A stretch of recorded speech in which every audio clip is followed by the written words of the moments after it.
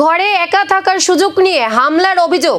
পাশের বাড়ির এক যুবকের বিরুদ্ধে শ্লীলতাহানি ও ছিনতাইয়ের অভিযোগ তুলে তাকে আটক করলেন এলাকাবাসী।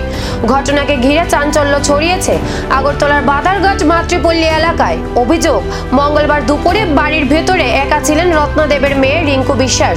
সেই সময় পাশের বাড়ির যুবক কমল সরকার ঘরে ঢুকে তাকে আক্রমণ করেন বলে অভিযোগ। মহিলার চিৎকার শুনে আশপাশের লোকজন ছুটে এসে অভিযুক্ত যুবককে আটক করেন। পরে খবর দেওয়া হয় আমতলী থানায়। ঘটনাস্থলে পৌঁছে পুলিশ অভিযুক্তকে আটক করে থানায় নিয়ে যায়।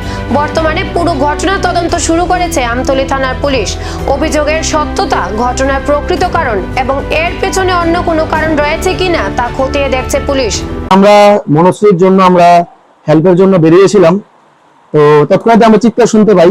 চিৎকার শোনার সঙ্গে সঙ্গে আমরা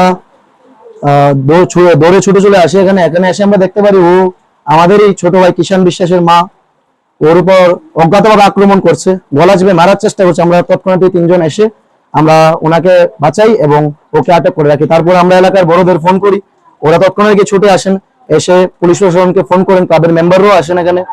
তো যদি আমরা এরকম ভাবে আমরা যুবকরা একত্রিত না থাকতাম, হয়তো আজকে জিনিসটা আরো অনেক বড় হয়ে যেত। তো ঢাকায় আমরা অনেকটাই করতে পেরেছি। আমরা আইনের কাছে আমরা অনুরোধ করবো ওকে যেন প্রজ্ঞাত পরিমাণ শাস্তি দেওয়া হয়। এটাই আমরা দেখে তো মনে হচ্ছে ছিনতাই করার চেষ্টাই ছিল এবং নির্যাতনও করছিল। নির্যাতনে আমরা প্রথমে নিয়ে এসে নির্যাতন, তারপর দেখলাম ওনার গলাতে একটা স্বর্ণের চেন আছে। পরবর্তীতে আমরা শুনতে পেলাম স্বর্ণের চেনটাও স্ন্যাচ করার একটা যে গলা চিপে ওরে রেখেছিল। তো তৎক্ষণাৎই ছোট ভাইরা এসে ওটা ট্যাকেল দিয়েছি আমরা। এখন পুলিশ প্রশাসন আসলে ওকে পুলিশ প্রশাসনের কাছে আমরা দিয়ে দেব।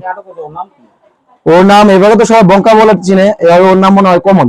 অভিযোগ কতটা সত্য, তদন্তে কি উঠে আসে এখন সেদিকেই নজর পুলিশের।